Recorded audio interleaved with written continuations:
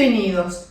En este video voy a tratar un tema que es esencialmente masculino, como la incontinencia urinaria vinculada a los procesos de próstata. ¿Bien? Es un tema que a los hombres les empieza a fastidiar a los 50 y pico, mediana edad hacia arriba, y lamentablemente les fastidia en todos los aspectos, es decir, en el aspecto físico, en el aspecto mental y afectivo, porque no deja de ser un ataque a la masculinidad, ¿sí? Porque empiezan a haber funciones que se deterioran o que funcionan cuando se les da la gana.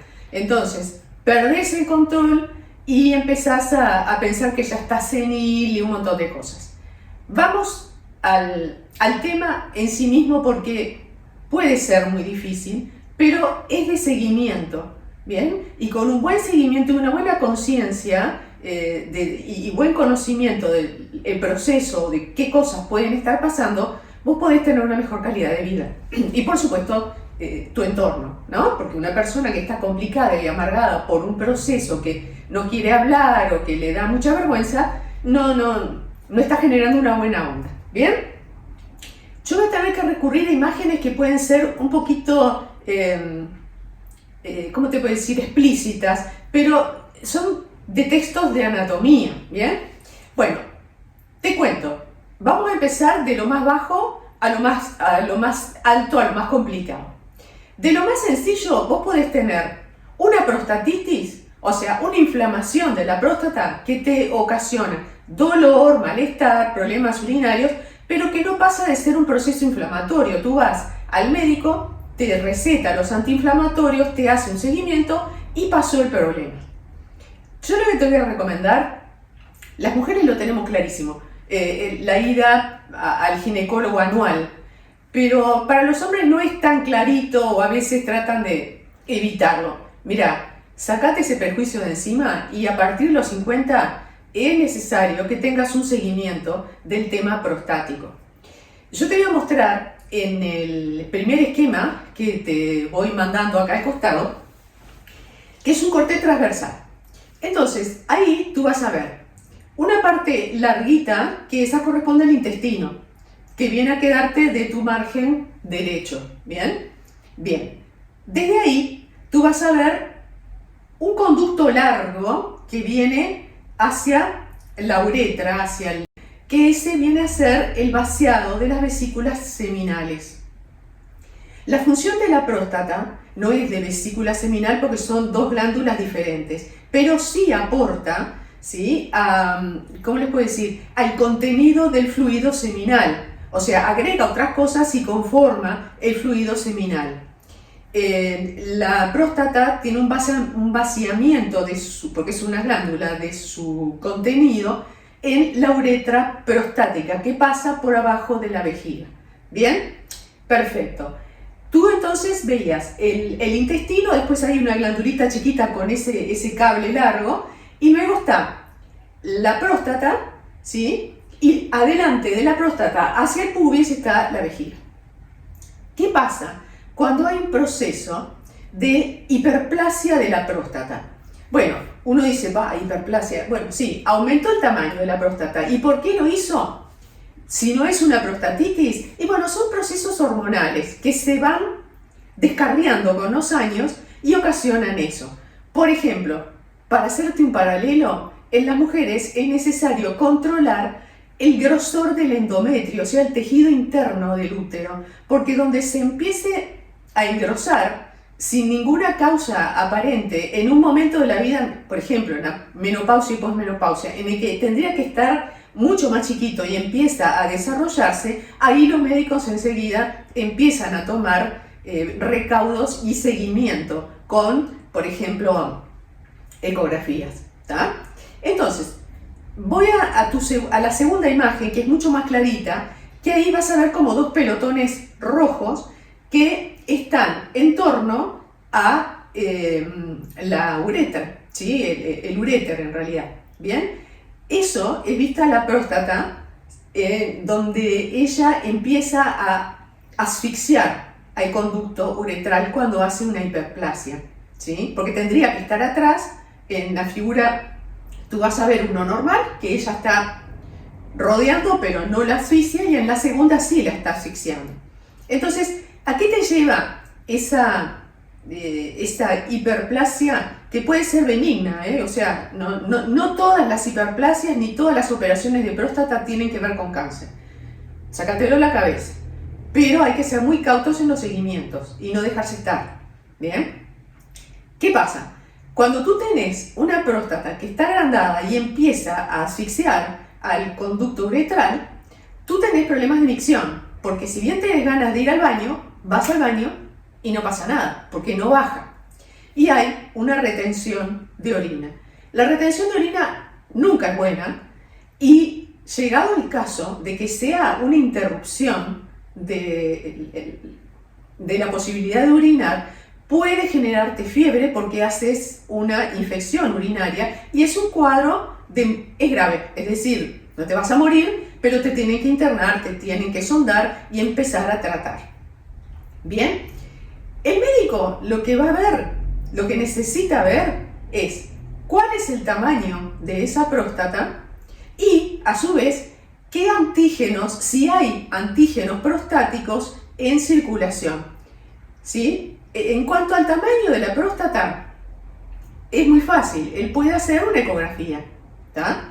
Pero resulta que detectar el tamaño o ver que realmente hay un crecimiento de la próstata no es suficiente, porque lo que el médico necesita saber es qué consistencia tiene esa próstata. Y entonces, ahí está la imagen tan temida por ustedes, se impone el tacto rectal, porque es la única manera que el médico tiene de palpar la dureza de la próstata. La ecografía no se lo va a dar. Entonces, yo lo que te voy a decir es que te dejes de prejuicios. Yo sé que es una posición incómoda, es tan incómodo para vos como para el médico, te aviso. Pero mira, que nosotras, las mujeres, cuando tenemos nuestros embarazos y estamos incluso en el trabajo de parto, el tacto vaginal se impone porque el médico necesita saber la permeabilidad del útero en el momento en que está sucediendo el trabajo de parto. Una mujer, por ejemplo, que tiene un útero retrovertido, no puede mantener un embarazo porque el útero está al revés, se lo tiene que dar vuelta para adelante y es la misma posición en donde vas a tener que estar tú. Y el médico, a través del recto, retrovierte, o sea, mejor dicho, vuelve el útero a la posición manualmente. Y no es una sesión, son varias sesiones. O sea, si es por indignidad de la posición, sacate ese prejuicio, porque en realidad estás cuidando tu salud, ¿sí? El médico de la foto tiene una cara muy especial, muy maligna, pero realmente yo te lo pongo como nota graciosa, pero mira que es necesario y las mujeres lo tenemos quizás hasta más claro que ustedes, porque lo experimentamos en más de un parto si tuvimos más de un hijo, ¿sí? No el tacto rectal, pero sí, la invasión. Bueno, en esta otra imagen te estoy viendo qué pasa con el dedo, los dedos del médico cuando va a tactar esa próstata. Lo tiene que hacer a través del recto, ¿bien? Entonces, él introduce el dedo y va a tocar la próstata. Y ahí va a ver la dureza, la consistencia que tiene. Fíjate en la imagen lo que te estoy diciendo, porque la próstata no solamente está asfixiando a la uretra, sino que si está agrandada y dura, es ¿cómo te voy a decir? Un impedimento también al vaciamiento fecal. O sea que vos podés tener dos problemas, una dificultad en la eliminación de la orina, como también en la materia fecal, porque está todo contra presión por el gran tamaño o la dureza de esa próstata. En esas cosas, el médico puede decir, bueno, yo tengo que saber si esto es malo o bueno. La manera de saber, es malo mecánicamente, pero si no hay un proceso oncológico, ¿no? Para saber eso, él tiene unos datos, unos análisis clínicos que te va a mandar, que es el PSA, es el antígeno prostático. Una próstata normal y una próstata de hiperplasia benigna, o sea que creció porque creció pero no le pasa nada, van a tener un tenor de antígenos prostáticos que no es alto, ¿tá? El límite, ponele que sea 5, va a andar abajo. Entonces el médico ahí tiene idea de que es una hiperplasia benigna. Hay medicaciones que se dan solas, que se dan en conjunto y tienen el siguiente efecto. Uno es relajar a la próstata, que es un poco que no asfixie tanto, porque tiene una pared muscular la próstata, ¿sí? Tiene en el momento en que se necesita la evacuación del semen, la próstata contrae y también aporta sus fluidos para constituir el semen, como yo te dije anteriormente. Entonces tiene una pared que es contractiva, es muscular. Entonces, si relaja la próstata, va a aflojar el uréter, ¿sí? Y entonces es más permeable, para la eliminación de orina. Bien, ¿qué pasa con eso? Se le puede dar la medicación que es relajante de la próstata y otra medicación que es concomitante también, que muchas veces logra bajar el tamaño de la misma, lo cual es todo un éxito, porque te salvaste de la operación. Bien, sí, a condición de que el antígeno prostático dé bien, dé normal, ¿tá? Las medicaciones, yo como químico farmacéutico, por supuesto que las conozco, tiene sus contraindicaciones, pero en cuanto a esto les va a servir mucho. Yo no se las voy a decir porque no tengo interés de que vayan corriendo a la farmacia a comprar y automedicarse, porque esto es un tema muy serio, ¿tá? Las implicaciones que puede tener si lo tratás con demasiada liviandad pueden ser muy serias. Entonces, vos estás tomando la medicación y ¿qué pasó? Resulta que te haces pichí, porque antes tenías dificultades cuando querías y ahora resulta que no tenés autonomía, porque llegado el momento, ¿qué pasó? Vos tuviste una vejiga sobrecargada y ahora la vejiga vacía con facilidad en una uretra que había estado contra presión trabajando y ahora no tiene ese problema, no está tan apretada y por lo tanto va a dejar fluir sus líquidos, su orina, con mucha más facilidad que antes. Entonces vos decís, caramba, me saco el agrandamiento de la próstata y me viene la incontinencia urinaria. Si el problema quedó en eso, es decir, vos zafaste de la operación, era una hiperplasia benigna, cada 6 meses te están haciendo el PSA y no está dando mal, da todo bien, entonces vas derechito a los trabajos de piso pélvico, ¿sí? A los trabajos de incontinencia urinaria que vamos a hacer al final de toda esta explicación. Bien. Puede suceder otro caso, que es, tenés una hiperplasia, el tacto da que está dura, que está musculosa, que no es tan permeable como debiera, y el antígeno prostático empezó a subir.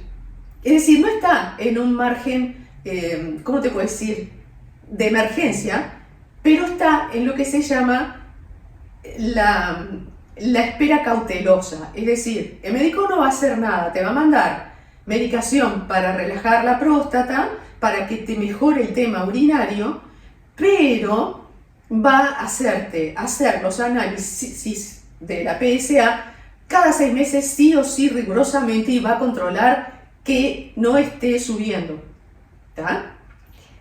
¿Qué pasa? En esas puede venir algún amigo de esos naturistas que te dice, no tomes nada, mira, yo empecé a tomar semillitas de zapallo, que las como con no sé qué, no sé cuánto, y me bajó el antígeno prostático, se me fue el problema. Bueno, yo te voy a explicar una cosa. Como químico, cuando uno hace análisis químico, ¿sí?, tú tenés que detectar, en este caso, un antígeno prostático. Bien, y nosotros tenemos los reactivos para producir la reacción y hacer la medición. ¿Qué hace la famosa semillita de zapallo? Interfiere en el análisis, porque lo que hace es captar esos antígenos y enmascararlos.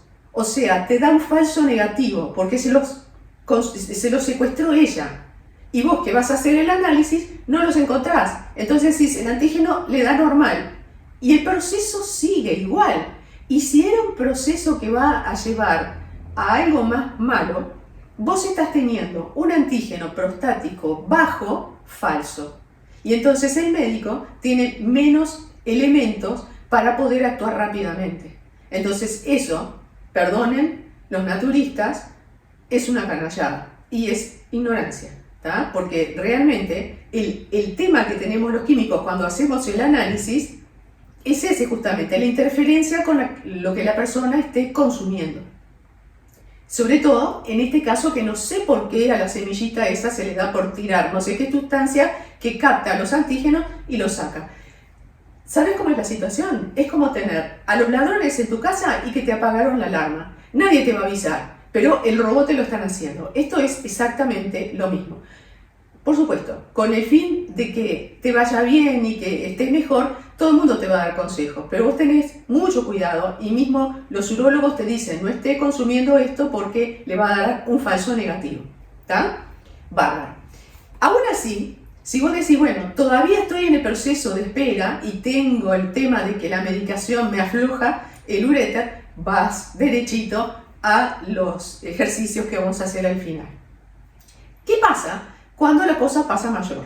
Es decir, el antígeno prostático se disparó, la próstata sigue grande, la medicación ya no es suficiente. Bueno, entonces el médico tiene que ir a otros análisis más. Análisis, una punción para determinar el tejido, determinar dónde está ubicada el tejido neoplásico y ir programando una cirugía, ¿tá? Para limpiar y luego proceder a radiación, por ejemplo, que es lo que se hace normalmente. Muy bien. En el caso de una próstata agrandada, una hiperplasia sin proceso canceroso, el médico, si la próstata está muy grande, la va a tener que bajar de tamaño para aflojar el uréter. Ahí vas a tener una operación. Pero el médico no te va a sacar toda la próstata, te va a sacar lo que está molestando. ¿Por qué? Porque, como viste, cumple una función en la parte sexual. Entonces no te va a impedir ese tema y entonces se hace no se hace una ablación, o sea, no se saca todo el órgano, sino que se saca lo que complica. ¿Bien? Es lo mismo que en el caso de la endometriosis femenina, es decir, te sacan todo el útero, pero no te sacan los ovarios, porque esas glándulas segregan hormonas que tienen que ver con tu función sexual, que tienen que ver con la densidad de los huesos, con protegerte de los infartos, con un montón de cosas. Entonces sería una canallada sacar esas glándulas, la próstata o los ovarios. Pero en el caso de que haya realmente una invasión de tejido que no debiera estar y que va a ocasionarte problemas, fíjate la cercanía de la próstata con el recto, con los huesos de la columna, y bueno, te va a mandar centellograma óseo, y bueno, vas a tener una operación mayor, de la cual después vas a quedar con incontinencia sí o sí. O sea, no tenés alternativa porque el vaciamiento que se hace realmente genera tanto espacio que como que toda la situación queda descontrolada y no tenés autonomía siquiera para llegar al baño. O sea, las primeras semanas después de la operación de próstata tenés que tener un baño o andar con pañales. Entonces ahí es donde empiezan todos los problemas, porque vos decís, desde antes ya mis partes se mandaban solas y hacían lo que querían. Y ahora que me operé para estar mejor y para salvarme la vida, resulta que me hago encima. Y si sos una persona ligera de vientre, también podés tener incontinencia fecal, porque la próstata ocupaba tanto espacio que apretaba todo y ahora está todo más laxo. Entonces, en ese caso, sí o sí, vas, cuando el médico lo establezca, a hacer la recuperación del esfínter uretral y del anal, o sea, del piso pélvico. Cuando vayas a hacer estos ejercicios que yo te voy a indicar, necesitas tener la vejiga vacía. ¿Tá? Estos ejercicios no los vayas a hacer en el proceso en el cual vos estás con una prostatitis o una hiperplasia importante de la vejiga y que no estás medicado, porque te va a hacer peor. No lo hagas ahí. Hacelo cuando estás tratado con medicación o que tuviste una operación parcial, porque no era necesario, no había ningún carcinoma, no había nada, se liberó la uretra ahí y bueno, después de esta operación mayor. Lo que es fundamental en ese trabajo que vas a hacer, ya te digo, es primero que hayas eliminado todo el contenido de la vejiga. No sirve ¿cómo te voy a decir? Ese mal consejo que te dicen a veces de, bueno, mira, si no lo podés controlar, lo que haces es, cuando estés haciendo pichi, corta el chorrito. Claro, porque es el músculo de la uretra. Pero nunca, en ningún caso, te conviene dejar orina en el conducto. Jamás. Porque eso puede llevarte a una infección urinaria. Entonces complicas todo. ¿Bien? No es una cosa que sea bueno que tengas. ¿Bien? Perfecto. Muchos de los ejercicios de Kegel tú los vas a ver propuestos acostado. ¿Por qué lo hacen acostado? Porque al estar acostado, el componente postural no interviene. Ustedes, si vieron los videos anteriores, en el segundo video de incontinencia urinaria, te digo cuál es la incidencia de la incontinencia urinaria, cuál es la incidencia que tiene la mala postura en la incontinencia urinaria, porque las personas que estaban echadas o que tienen una tendencia a estar sobre la caja torácica van a tener ese tipo de problemas también. Entonces, cuando estás acostado, no tenés incidencia porque la postura, la alineación, ya está definida por la cama, ¿tá? Es una cama plana. El asunto es que al estar sentado, tú tenés acceso a los isquiones, que son los huesos donde vos te sentás, los huesos de la pelvis, que también ahí hay fibras del piso pélvico. Vos dirás, ¿pero qué relación tiene apretar la uretra con el piso pélvico? Lo que yo les decía, y si querés te muestro una imagen del piso pélvico, ahí vas a ver el pubis arriba, el orificio uretral, luego sigue el orificio vaginal, olvídate, y luego está el orificio anal, ¿tá? Entonces, el piso pélvico, como tú ves, lo que hace también es rodear y formar parte de la estructura vinculada al esfínter. Entonces, no hay más que hacer el apriete del pichí, de la uretra, ¿sí? Y apretar también el piso pélvico, porque todo va a ir hacia arriba. ¿Cuándo lo vas a hacer? Cuando estés exhalando. No me importa que estés hablando de reforzar el esfínter de la uretra. Lo tenés que hacer con la respiración porque vas a ayudar a levantar todo. Y si te había dado también incontinencia a nivel fecal, razón de más también para apretar el ano. Y es lo que yo digo. Apretamos pubis coxis, o sea, pichí y popó, y también los isquiones. Los acercamos el uno al otro, que es por dentro. No los vas a poder acercar, son huesos, pero en ellos están las fibras que tú ves atravesadas acá en el piso pélvico que insertan en esas zonas, ¿sí? Entonces, vos lo que estás haciendo es subir toda la pared del piso pélvico apretando también los esfínteres, que es lo que tenés que recuperar. Lo que quiero que sepas no es un ejercicio que hago 2 veces por semana, lo tenés que hacer varias veces al día.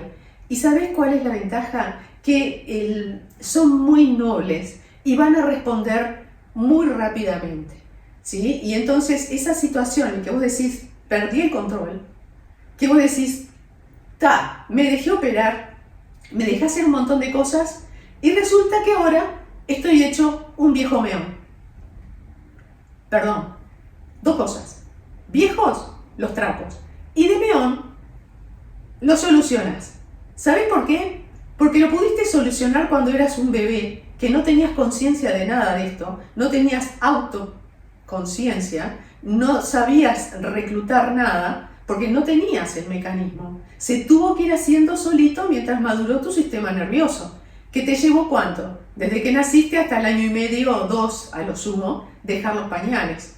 Bueno, ahora sos un tipo grande, me estás entendiendo lo que yo estoy explicando y creo poder haber sido bastante clara en cuanto al abordaje. Entonces, si le podés poner cabeza y apretás y reclutás sacando el aire bien alineado, no estés encorvado, o si no, hacelo acostado, hacelo varias veces al día, porque de esta salís sin mayor problema.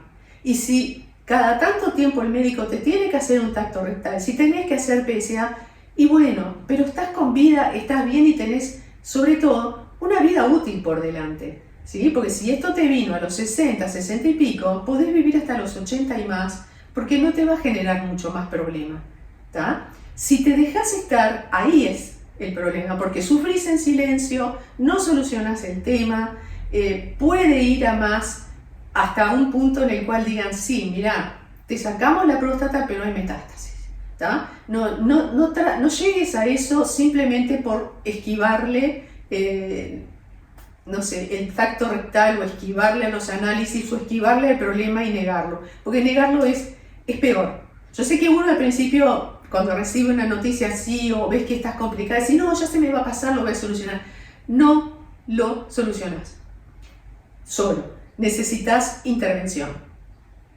Creo haber sido bastante clara, bastante directa y espero de corazón que les sirva. Por favor, si quieren comentar el video, si les gustó, si les sirvió, bueno, gustar. Si es que les sirvió la información de su contenido, por favor, denme un like, me hacen muchísimo bien.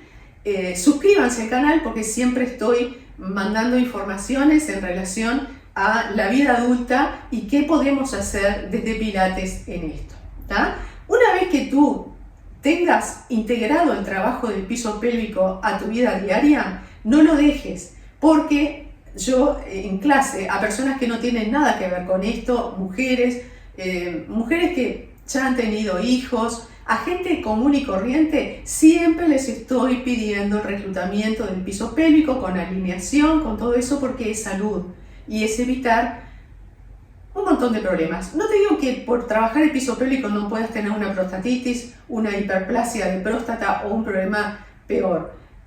Las cosas si pasan van a pasar, pero más bien que te agarre en buenas condiciones y que de ahí en más, una vez que hayas superado el problema, porque mirá que lo superas, tengas una vida plena, ¿sí? Y por suerte existe la medicina y todos los tratamientos que existen y los abordajes quirúrgicos para solucionar todo este tipo de problemas.